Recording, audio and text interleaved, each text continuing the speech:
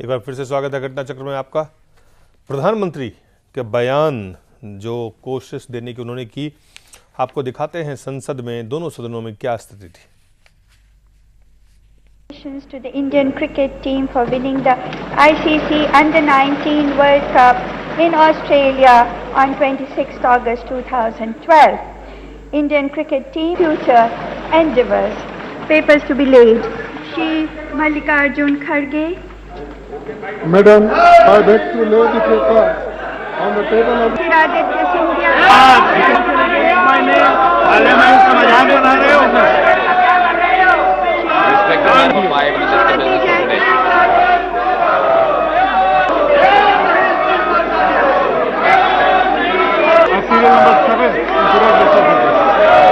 General.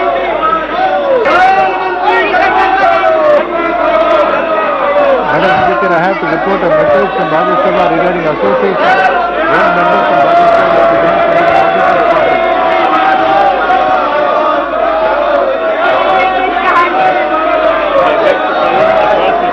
Attending to the Ministry of Justice and Employment.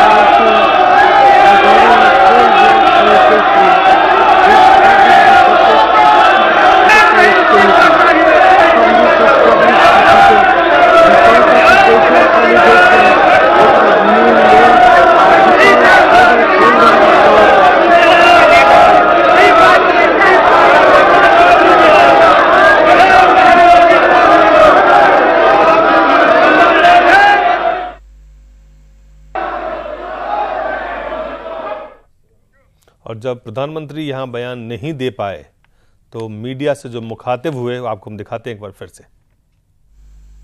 It has been my general practice not to respond to motivated criticism directed personally at me. My general attitude has been हजारों जवाबों से अच्छी है मेरी खामोशी, न जाने कितने सवालों की आबरू रख। बट कितने सवालों के आबरू रखे। अवदीप साहब राज्यसभा सांसद हैं, हमारे साथ निर्दलीय हैं। जो स्थिति बनी हुई है उसमें जो प्रधानमंत्री का जिस तरह से बयान आया, उन्होंने दोनों सदन में बयान देने की कोशिश की, वो बयान नहीं दे पाए। आखिरकार उन्होंने मीडिया से मुखातिब हुए और बयान उन्होंने पटल पे सदन पे दे के निकले। और जिस शायराना अंदाज में जो उन्होंने कहा बात की कि ये जो मेरी खामोशी है, खामोशी जो है उनकी कई सारे सवालों को, तो इसको आप कैसे देखते हैं पूरे? देखिए, आज ये बड़ी दुखद पोजीशन थी। आज अब एक डेमोक्रेटिक सेटअप में आप प्राइम मिनिस्टर को बोलने न दें और उस मसले पर न बोलने दें जिस पे आप पिछले 10 दिन से एक हल्ला मचाए हुए हैं। आप 10 दिन से ये कह रहे हैं कि साहब तुम चोर हो, चोर हो, चोर हो। आज वो अपनी सफाई देने आया, कहता नहीं करने देंगे। वो कह रहे हैं आप इस्तीफा दो। नहीं, ये कोई इनकी भभूति है या किसी की मालिक है, कोई किसी के मतलब घोटाला हुआ है, आपकी जिम्मेदारी है और सीधे जिम्मेदारी आपकी है, आप घोटाला दीजिए, आप इस्तीफा दीजिए। बिल्कुल ये बात वाजे हो चुकी कि ये घोटाला जो है एक रिपोर्ट है, ये इमेजिनेशन है। एक रिपोर्ट ऐसी है अदीब साहब जो एक जो हमारे ढांचा है, उस ढांचा में एक महत्वपूर्ण अंग है जो अरे साहब, उनका मैं रिपोर्ट आपसे है। उस दिन भी कह के गया था, एक दरोगा किसी आदमी को पकड़ लाए कि साहब इसने फांसी दी है। एक दरोगा जो उसका काम है दरोगा का आदमी पकड़ना, वो पकड़ लाया कि इसने कत्ल किया है। अब आप कोर्ट में नहीं जाएंगे, फांसी दे देंगे। ये कह रहे हैं कि नैतिकता का प्रधानमंत्री नैतिकता क्या बात हुई साहब? नैतिकता क्या बात हुई? आपने एक रिपोर्ट सबमिट की, वो रिपोर्ट पार्लियामेंट में डिस्कस होगी, पीएसी में डिस्कस होगी। उसके बाद अगर वो साबित हो जाता है, एक एक पॉइंट का प्राइम मिनिस्टर ने लिखित स्टेटमेंट दिया है जी, एक एक पॉइंट का। ये कभी भी आज तक नहीं हुआ कि कोई रिपोर्ट आए उनका इस्तीफा दे दीजिए। वो केजरीवाल कह रहे हैं इस्तीफा दे दीजिए और अरुण जेटली कह रहे हैं इस्तीफा दे दीजिए। क्या चाहते हैं? मैं तो शुरू से ये कह रहा हूं कि ये वो लोग हैं जो डेमोक्रेटिक सेटअप को तबाह करने पे तुले हुए हैं। मैं प्राइम मिनिस्टर की सपोर्ट नहीं कर रहा हूं, लेकिन प्राइम मिनिस्टर का क्या अख्तियार नहीं है? हमारे पार्लियामेंट में जितनी बार हल्ला हुआ है और लीडर ऑफ अपोजिशन खड़ा हुआ है पूरा हाउस चुप हो जाता है कि लीडर ऑफ अपोजिशन की बात सुनना जरूरी है, तो आप लीडर ऑफ द हाउस की बात सुनने को तैयार नहीं है। ये क्या है तमाशा? मैं समझता हूं बीजेपी ने जो आज गुनाह किया है, एक बुनियाद डाली है। आप प्राइम मिनिस्टर को सुन लेते हैं। जो बीजेपी के नेता है अरुण जेटली में उनका भाषण, उन्होंने जिस बात की जिक्र किया है अरुण जेटली का, मैं उस बयान को आपको दिखाना चाहता हूं जो प्रधानमंत्री के बयान के बाद उन्होंने दिया है। मैंने देखा वो बयान। आप मुझे ये बताइए कि अरुण जेटली ये बतावें, प्राइम मिनिस्टर ने जो स्टेटमेंट लिखित बाहर दिया या हम लोगों को दिया, अगर ये बोलने देते, फिर आप कोई ऑब्जेक्शन करते, तो पता लगता है फोरम है ये। जब उस फोरम का मजाक उड़ा रहे हैं आप, करोड़ों रुपया खर्च हो रहा है, मजाक बन रहा है, आप कह रहे हैं कि हम मुख्य अपोजिशन पार्टी हैं। आप ये मुख्य अपोजिशन पार्टी है कि अपने prime minister, leader of the house को आप सुनने को तैयार नहीं है। मैं समझता हूं शेमफुल है ये। जी, अरुण जेटली ने क्या कहा? हमारी दो स्पष्ट मांगे हैं, फुल रिस्पॉन्सिबिलिटी की बात करना और असली रिस्पॉन्सिबिलिटी कभी फेडरलिज्म पर, कभी लॉ मिनिस्ट्री पर, कभी डेमोक्रेसी पर, पार्लियामेंट्री डेमोक्रेसी पर डाइवर्ट कर देना, यह सरकार के नेता को शोभा नहीं देता। प्रधानमंत्री जी प्रत्यक्ष जिम्मेवारी लें और अपना पद त्याग।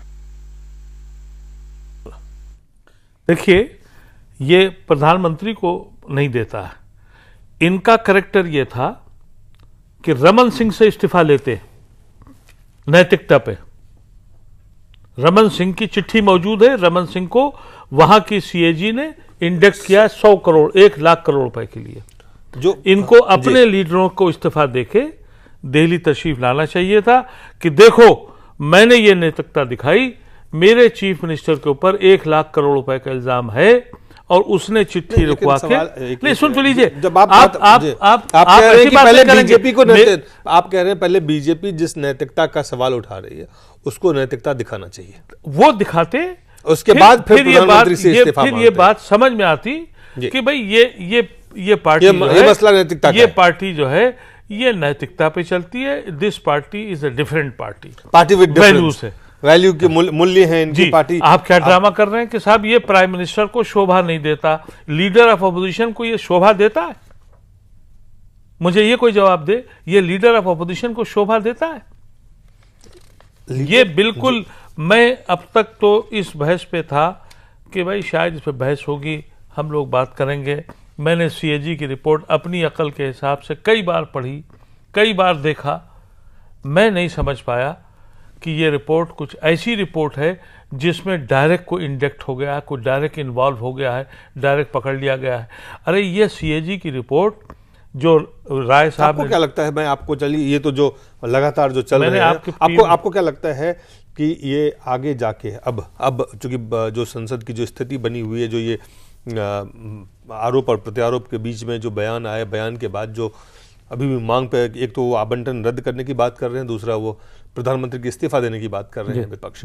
क्या लगता है कि वे आउट कहाँ पे है अब? वे आउट इसका नहीं है। मुझे जो लगता है कि 3 महीने के बाद गुजरात का इलेक्शन है। ये जो कुछ हो रहा है गुजरात के इलेक्शन के लिए तैयार। हिमाचल में भी चुनाव है। जी, और हिमाचल में चुनाव है, अभी आने वाले बहुत से स्टेट में चुनाव है। ये उसका इलेक्शन कैंपेन का प्रोपेगेंडा है कि ये साबित करें कि प्राइम मिनिस्टर चोर। अब चोर साबित कहां से करें? तो पार्लियामेंट नहीं चलने देंगे। पब्लिक को बताने के लिए कि साहब ये चोर है, आओ इलेक्शन लड़ लो। ये पूरा गेम पार्लियामेंट से बाहर स्टेट इलेक्शन का एक मैनिफेस्टो, एक प्रोग्राम बनाया जो इन वकीलों ने बनाया है। मेरी अब ये राय है, इसलिए कि इसको न चलने देने की बात आप कह रहे हैं, आवंटन कैंसिल करो। इस पे गवर्नमेंट अगर समझती है उस पर कंसीड कर सकती है और करना चाहिए। अगर लीडर ऑफ अपोजिशन या दूसरी पार्टियां कह रही हैं कि इसमें करना चाहिए, प्राइम मिनिस्टर इस्तीफा क्यों दे देगा? इनको भी मालूम है कि इनके कहने से नहीं देगा। चलते चलते आपको सुषमा स्वराज है कि ये भी नहीं देगा, लेकिन इनको गुजरात का और हिमाचल का इलेक्शन इनके सामने है, जो ये मैसेज आपके जरिए, मीडिया के जरिए पब्लिक को पहुंचाना चाहते हैं कि इस देश का प्राइम मिनिस्टर चोर है, ये बताना चाहिए। नेता प्रतिपक्ष हैं लोकसभा में सुषमा स्वराज, जिन्होंने कहा कि आवंटन रद्द नहीं किया जा रहा है और इस पूरे जो आवंटन हुए हैं उसमें कांग्रेस को फायदा हुआ है, भारत सरकार को नुकसान हुआ है। उन्होंने क्या कहा, एक बार फिर से हम दिखाते हैं मोटा माल की बात जो उन्होंने कही। सीधे कहा कि एक जिम्मेदार नेता के नाते मैं कह रही हूं कि कांग्रेस पार्टी कटघरे में खड़ी है। मैं सीधे देहाती भाषा में कहूं, इस अलॉटमेंट में कांग्रेस पार्टी को मोटा माल मिला है। मोटा माल मिला है जी। और उनके जो जिन्होंने गीता लिखी है, ये राय साहब ने, उन्होंने तो 1,80,000 करोड़ गिन भी दिया। उन्होंने 1,80,000 करोड़ गिन दिया। इससे पहले 2G में कह दिया था 1,76,000 करोड़। आज साल भर हो रहा है, 1,76,000 करोड़ का ब्यौरा आज तक कोई बना ना पाया। वो तो सुप्रीम कोर्ट के जरिए चीजें हो रही है, उस पे तो कार्रवाई हो रही है। आपको एक इमेजिनरी कॉन्सेप्ट को लेकर एक ये सिस्टम में ये एक सिस्टम है कि भाई ये CAG रिपोर्ट, ऑडिट रिपोर्ट, अपनी रिपोर्ट अपने हिसाब से एडजस्ट करके वो फ्लोर ऑफ द हाउस ला के रखेगी। जी, आपको क्या लगता है कि संसद आगे दिनों में चलने वाली? नहीं, मुझे नहीं लगता, क्योंकि इनको गुजरात का इलेक्शन लड़ना है, संसद नहीं चलाएंगे। क्या सरकार संसद चलाएगी बिना विपक्ष के, आपको लगता है? इतना इनमें कांग्रेस पार्टी में इतनी जान नहीं है, इनके दांत नहीं है। भाई इनके दांत अगर होते तो कल ही दिल्ली में क्या हुआ आप देखिए। मैं एक बात और कल केजरीवाल वाले मसले पर क्या वाकई बीजेपी और कांग्रेस के बीच में जो ये तमाम चीजें चल रही है, इसमें कोई तीसरा पहलू भी है? देखिए, एक पहलू यह है कि बीजेपी को ये एडवांटेज है कि कांग्रेस गवर्नेंस नहीं है। कांग्रेस जो है मैनेजमेंट करती है।